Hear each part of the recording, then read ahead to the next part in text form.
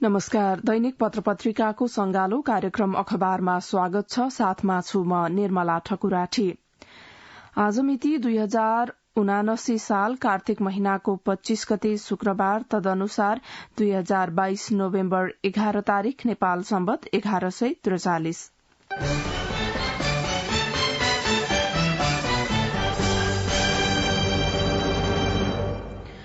कोपको agenda बन्यो जलवायुजन्य हानि नोक्सानी, तर विकासोन्मुख मुलुकलाई क्षतिपूर्ति अझै अनिश्चित। यो शीर्षक र उपशीर्षक हो अन्नपूर्णको। जलवायुजन्य हानि नोक्सानीको मुद्दाले इजिप्टमा जारी जलवायु सम्मेलन कोप 27 मा प्रवेश पाएको छ। विकासोन्मुख मुलुकले विकसित देशहरूका कारण क्षति भोग्नु परेको भन्दै जलवायु परिवर्तनका असरसँग जुझ्न सहयोग माग गर्दै आए पनि यो विषय सम्मेलनको एजेण्डा बन्न सकेको थिएन। यसपटक एजेण्डामा आउनु ठूलो उपलब्धि हो, जलवायुका अध्येता मधुकर उपाध्यायले भन्नुभयो, किनभने यो विषय एजेण्डामा थिएन र छलफलको विषय बनेन।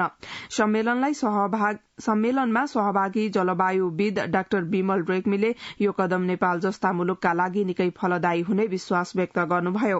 यो मुद्दा कोपको प्रक्रियाभित्र आउनु निकै अर्थपूर्ण छ, उपाध्यायले भन्नुभयो।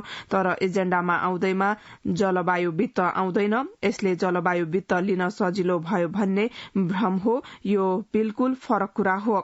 एक थरी सरोकारवालाले हानि नोक्सानी एजेण्डामा आएपछि जलवायु वित्त लिन सजिलो हुने बताउँदै आएका छन्। विकसित देशका कारण क्षति बेहोरी रहेका कारण क्षतिपूर्ति माग्ने पक्षमा विकासोन्मुख देशहरू छन्।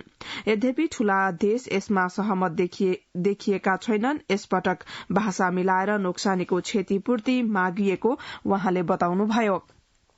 विकासोन्मुख मुलुकको चर्को दबाव थेग्न नसकेपछि हानि नोक्सानीको विषय यसपटकको कोपमा एजेण्डाका रूपमा राखिएको हो। पहिला सम्मेलनका साइड इभेन्टमा मात्रै यो विषय उठ्थ्यो। सरोकारवालाले यसको पक्षमा वकालत गरिरहेका थिए, ठूला मुलुकले पन्छाउँदै आएका थिए। तर यसपटक दबाव यति भयो कि एजेण्डामा नराखी सुखै नपाएको उपाध्यायको भनाइ छ। वहाँका अनुसार सम्मेलन आयोजक इजिप्ट पनि यसको पक्षधर भएकाले छलफलमा आएको हो। विकासोन्मुख देशले जलवायुजन्य क्षति अनुकूलन क्षमता भन्दा बाहिर गएको दावी गरेका छन्। यसलाई पुनर्संरचना तथा स्थापित गर्न र चरम घटनासँग जुझ्न सक्ने बन्नका लागि सहयोग चाहिने ती मुलुकका प्रतिनिधिले बताएका छन्। जानकारका अनुसार हानि नोक्सानी र जलवायु वित्त भने फरक कुरा हुन्। अनुकूलन र न्यूनीकरणका लागि वार्षिक 100 बिलियन जलवायु वित्त प्रवाह गर्ने वचन ठूला मुलुकले दिइसकेका छन्, तर उनीहरूले बोले जति पैसा दिएका छैनन्। हरेक वर्ष 100 बिलियन दिने भने पनि जम्मा जम्मी 80 बिलियन जति मात्र रकम भित्रिएको छ। सन् 2023 देखि वार्षिक 100 बिलियन नै उपलब्ध गर्ने प्रतिबद्धता उनीहरूको रहेको कोप सम्मेलनमा सहभागी जलवायुविद डाक्टर रेग्मीले बताउनुभयो। कोपको एजेण्डा बन्यो जलवायुजन्य हानि नोक्सानी, तर विकासोन्मुख मुलुकलाई क्षतिपूर्ति अझै अनिश्चित। यो शीर्षक हो अन्नपूर्णको अग्रपृष्ठको।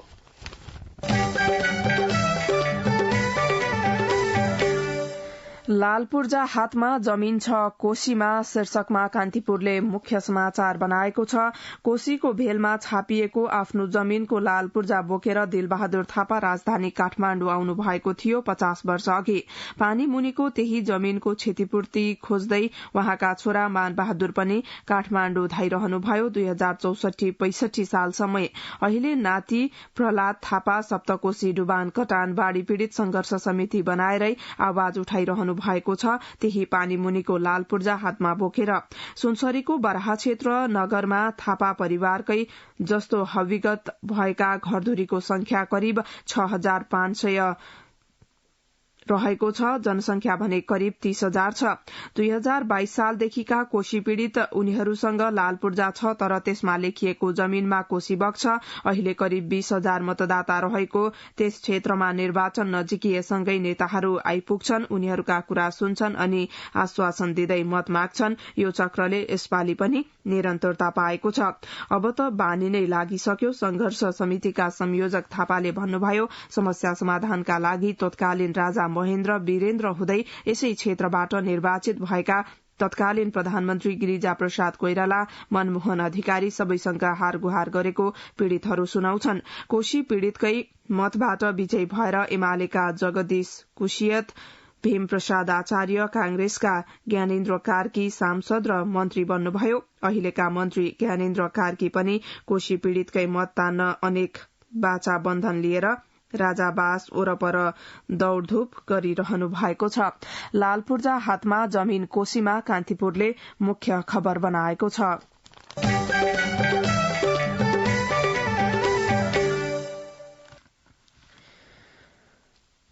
उम्मेद्वार गाउँमा मतदाता भने भारततिर गोरखापत्रको मुख्य खबर हो। यो देशमा चुनाव हुन 9 दिन मात्र बाँकी छ। चुनावी रनको क्रमशः बढ़दै पनि छ, तर कोही मतदातालाई भने त्यसले छोएको छैन।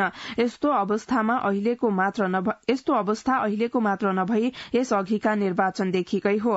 निर्वाचनले नछुने मध्ये एक हुनुहुन्छ कैलालीको लम्की चुहा नगरपालिका 6 प्रतापपुरका रामसिंह भुल। हाल 65 वर्षका उहाँले पञ्चायत कालपछि बहुदल कालमा मतदान गर्न पाउनु भएको छैन। भोट हाल्ने रहर हुँदा पनि भारतमा काम गरिरहेकाले उहाँले भोट हाल्ने अवसर नपाउनु भएको हो। म भारतमा काम गर्न थालेकै 40 वर्ष हुन थाल्यो। यस पटक आमा बितेकाले आएको थिए। काजक्रिया सकेर फर्किन थालेको छु। गौरी फन्टा नाकामा भेटिनु भएका विकले भन्नुभयो। काम गर्ने ठाउँमा छुट्टी नमिलेको र मतदाता सूचीमा नामै नभएका कारण उहाँ भारतको मुम्बईबाट केही टाढा रहेको राजकोटमा फर्कनु भएको हो। कैलालीकै भजनी नगरपालिका 4 का नरेन्द्र बुढा पनि भारत जाँदै हुनुहुन्छ। विगतमा काला पहाड़ जाने गर्नुभएका बुढा यसपटक श्रीमती ललिता सहित मुम्बई जाँदै हुनुहुन्छ। स्थानीय चुनावमा मतदान गरेको बताउनुहुने ललिताले जसले जिते पनि जनताका काम केही नहुने भन्दै आफू समेत श्रीमानसित भारत जान लागेको बताउनुभयो। रामसिंह र नरेन्द्र दम्पति मात्र होइन, गौरी फन्टानाकाबाट दैनिक 1200 भन्दा बढ़ी नेपाली भारतका विभिन्न शहरमा कामको खोजीमा गइरहेका छन्। भारत जानेमा खेतीपाती गरेर दशैं तिहार मनाउन आएकाहरू र मतदानमा रुचि नभएकाहरू धेरै छन्। सुदूरपश्चिम क्षेत्रबाट हरेक वर्ष हिउँदे खेती गरेर कामको खोजीका लागि भारत जाने प्रचलन छ। उम्मेद्वार गाउँमा मतदाता भने भारततिर गोरखापत्रले मुख्य समाचार बनाएको छ।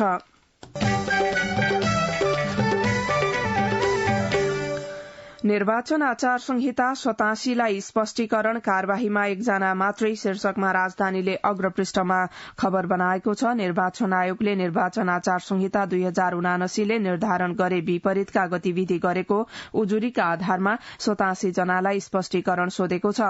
काठमाण्डु 16 वडाध्यक्ष मुकुन्द रिजालदेखि खानेपानी मन्त्री उमाकान्त चौधरी र शहरी विकास मन्त्री मेटमणि चौधरीसम्म गरी बुधबारसम्म 87 जनालाई स्पष्टीकरण सोधिएको हो। यसैगरी आयोगले श्रम रोजगार तथा सामाजिक सुरक्षा मन्त्रालय, अर्थ मन्त्रालय, शहरी विकास मन्त्रालय, नेपाल प्रज्ञा प्रतिष्ठान, धितोपत्र बोर्ड, बीमा समिति, जनस्वास्थ्य केन्द्रीय विभाग, त्रिवी चिकित्सा शास्त्र अध्ययन संस्थान, भरतपुर अस्पताल, चितवन स्वास्थ्य सेवा विभाग, टेकु, मुख्यमन्त्री तथा मन्त्री परिषदको कार्यालय, गण्डकी प्रदेश आर्थिक मामिला तथा योजना मन्त्रालय, गण्डकी प्रदेश प्रमुख सचिव, मुख्यमन्त्री तथा मन्त्री परिषद कार्यालय, गण्डकी प्रदेश सचिव आर्थिक मामिला तथा योजना मन्त्रालय, गण्डकी प्रदेश प्रेस काउन्सिल नेपाल लगायतसँग स्पष्टीकरण सोधेको छ। निर्वाचन आयोगले ऐन 2073 को दफा 23 को उपदफा 2 अनुसार बुधबारसम्म 87 जनालाई स्पष्टीकरण सोधिएको आयोग कानून शाखाका एक कर्मचारीले जानकारी दिनुभयो। तीमध्ये 12 जनाको स्पष्टीकरणको जवाब चित्त बुझ्दो नआएको आयोग स्रोत बताउँछ। बुधबारसम्म स्पष्टीकरण सोधिएका मध्ये एकलाई मात्र कार्यवाही गरिएको छ। निर्वाचन आचार संहिता 87 लाई स्पष्टीकरण कार्यवाहीमा एकजना मात्रै राजधानीको खबर हो।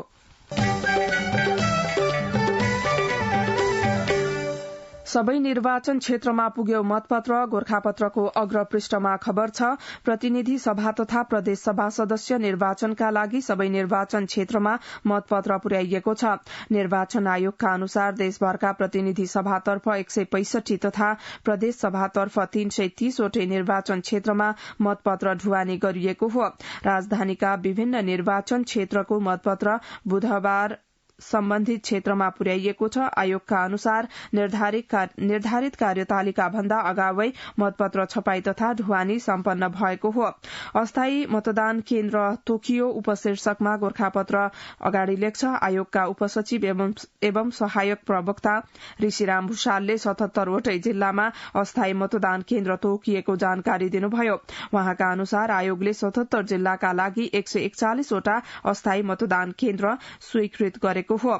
अनलाइनमा विज्ञापन गर्न पाइने उपशीर्षक दिँदै पुनः गोरखापत्र अगाडि लेख्छ। उम्मेद्वारहरूले अनलाइन संचार माध्यमबाट विज्ञापन प्रकाशन तथा प्रसारण गर्न पाउने निर्णय आयोगले गरेको छ। राजनैतिक दल वा उम्मेद्वारले टेलिभिजन, रेडियो तथा पत्र-पत्रिकामा निर्वाचन प्रचार प्रसार गर्न सक्ने व्यवस्था थियो। आयोगले अनलाइन संचार माध्यमबाट पनि विज्ञापन गर्न दिने निर्णय गरेको हो। आचार संहितामा अनलाइन संचार माध्यमबाट प्रचार प्रसार गर्ने सम्बन्धमा स्पष्ट उल्लेख थिएन।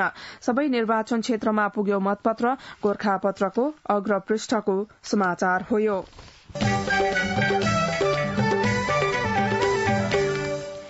आइपुगेन सरकारी राहत, पोली हाउसमा भूकम्प पीड़ितको बास शीर्षकमा नेपाल समाचार पत्रले खबर बनाएको छ। डोटीको पूर्वी चौकी गाउँपालिका 3 गौरा गाउँका भूकम्प पीड़ित तरकारी उत्पादनका लागि निर्माण गरिएका पोली हाउसमा रात बिताउन बाध्य भएका छन्। भूकम्प पीड़ितलाई सरकारी क्षेत्रबाट प्रदान गरिने राहत नआइपुगेका कारण उनीहरूले दैनिकी कष्टकर बन्दै गएको बताएका छन्। पटक पटक गइरहने गरेको परकम्पनका कारण पीड़ितहरूमा झनै त्रास थपिँदै गएको भूकम्प पीड़ित भरत बोहराले बताउनुभयो। वहाँले भन्नुभयो, सरकारी क्षेत्रबाट राहत आइपुगेको छैन। पटक पटक गइरहने परकम्पनले पीड़ितहरूमा त्रास थपिँदै गएको छ। चिसो समयमा हामीहरू पोली हाउसमा आगो बालेर रात बिताउन बाध्य छौं। नेपाल रेडक्रस सोसाइटी डोटी शाखाले 20 वटा त्रिपाल तथा केही खाद्यान्न राहत स्वरूप वितरण गरे पनि पीड़ितहरूलाई अपुग भएका कारण उनीहरूको दैनिकी कष्टकर बन्दै गएको बताइएको छ। पीड़ितहरूलाई रात काट्न मुस्किल हुने गरेको छ। आइपुगेन सरकारी राहत, पोली हाउसमा भूकम्प पीड़ितको बास शीर्षक दिँदै नेपाल समाचार पत्रको अग्रपृष्ठमा खबर छ।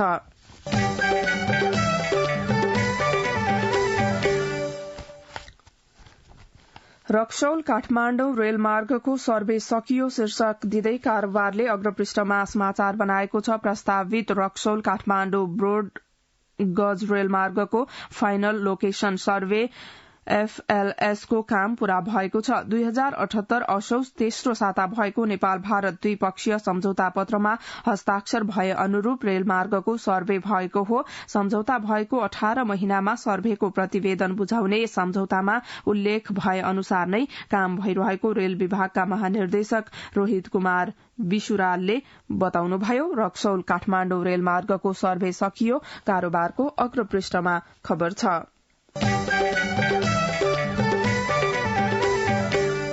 अन्तरिम आदेश जारी गर्नेबाटै अन्तिम सुनवाई शीर्षकमा गोरखापत्रले अग्रपृष्ठमा समाचार बनाएको छ। विचाराधीन मुद्दा फर्स्यौट बढ़ाउन सुनवाई सम्बन्धी केही प्रचलित मान्यतामा हेरफेर हुने भएको छ। मुद्दा व्यवस्थापन समितिको सिफारिशमा सर्वोच्च अदालतको पूर्ण बैठकले सुनवाई सम्बन्धी व्यवस्था परिमार्जनको निर्णय गरेको हो। अदालतमा विचाराधीन मुद्दाको संख्या निरन्तर बढ़ेसँगै समितिको सिफारिशमा यस्तो निर्णय भएको हो। सर्वोच्च र माथतका अदालतहरूमा समेत यो निर्णय लागू हुनेछ। सर्वोच्चका प्रवक्ता विमल पौडेलले यसअघि कतिपय मान्यता अनुसार न्यायाधीशले नहेर्ने, अभ्यासमा रहेका मुद्दा हेर्ने गरी निर्णय भएको उहाँले बताउनुभयो। उहाँले भन्नुभयो, मुद्दाको फर्स्यौट दर बढ़ाउने योजना अनुसार नै समितिको सिफारिशमा निर्णय भएको हो। अन्तरिम आदेश जारी गर्नेबाटै अन्तिम सुनवाई, गोरखापत्रको अग्रपृष्ठमा खबर छ।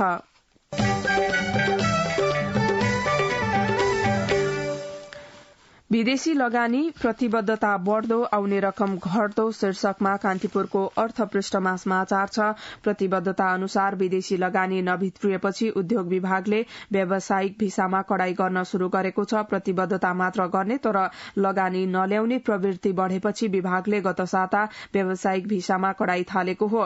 विदेशी लगानीको प्रतिबद्धता र मुलुकमा भित्रिएको प्रत्यक्ष वैदेशिक लगानी FDI रकम हेर्दा वर्षेनी प्रतिबद्धता मात्रै बढ़दै बढ्दै गएको देखिएको छ। विगत 5 वर्षको तथ्याङ्कले समेत प्रतिबद्धताको तुलनामा 51.59% कम लगानी भित्रिएको देखाएको छ। विदेशी लगानी प्रतिबद्धता बढ्दो, आउने रकम घट्दो। कान्तिपुरको अर्थपृष्ठको खबर हो यो।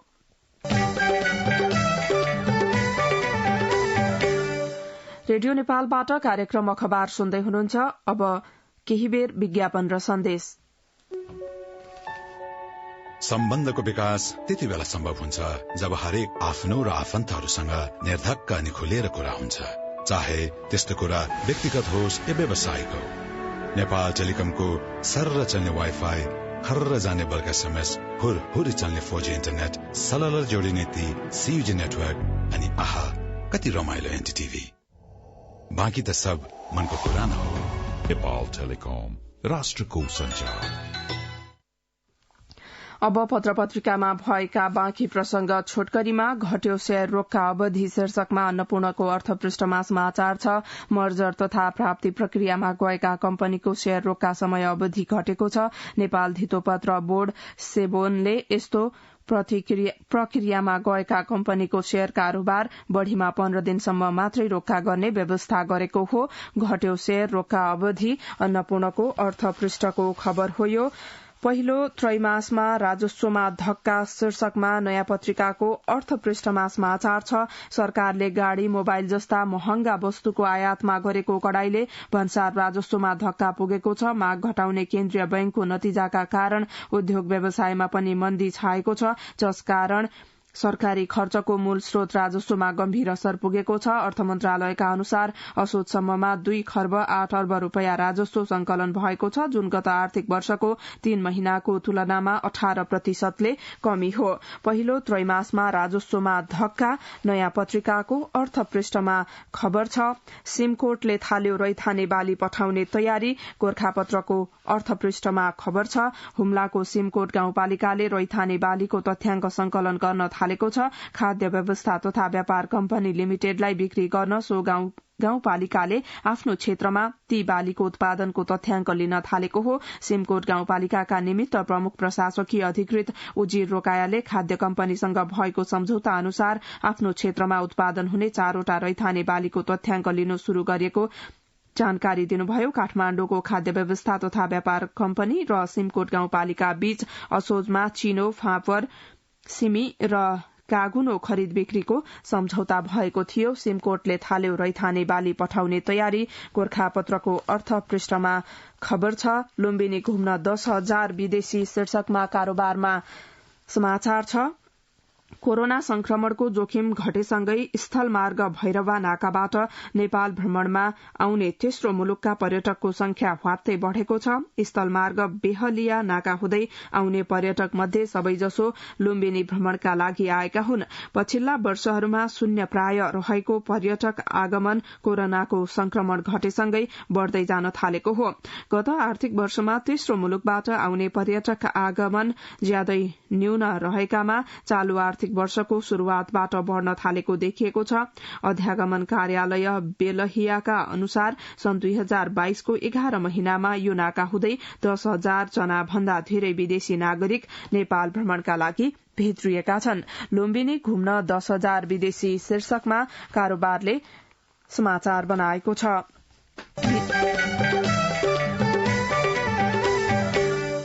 सगरमाथा आधार शिविर पैदल जाने बढ़े शीर्षकमा कान्तिपुरले अर्थपृष्ठमा समाचार बनाएको छ। उत्तरी रामेछापको शिवालय हुँदै पैदल मार्गबाट सगरमाथा आधार शिविरतर्फ जाने विदेशी पर्यटकको संख्या वृद्धि भएको छ।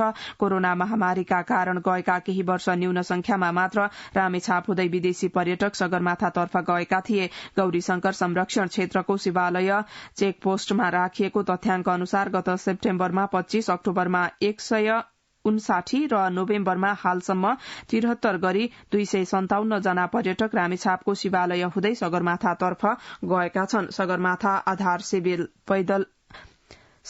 आधार शिविर पैदल जाने बढ़े कान्तिपुरको अर्थपृष्ठमा समाचार छ।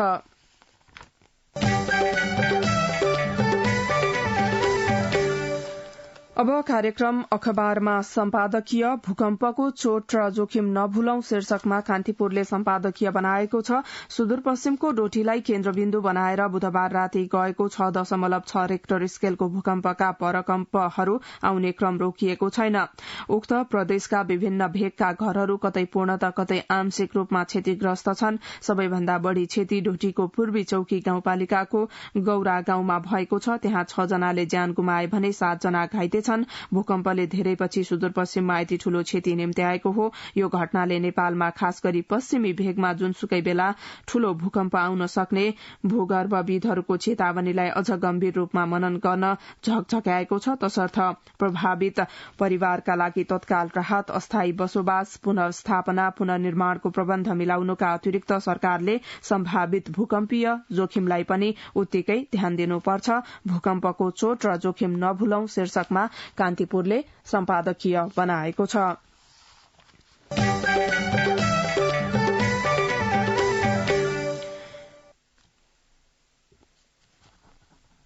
यो सँगै कार्यक्रम अखबारको निर्धारित समय सकियो। प्रविधिमा राजु थापालाई धन्यवाद। यसपछि कार्यक्रम अन्तर्संवाद सुन्न सक्नुहुनेछ। हवस् त, नमस्कार।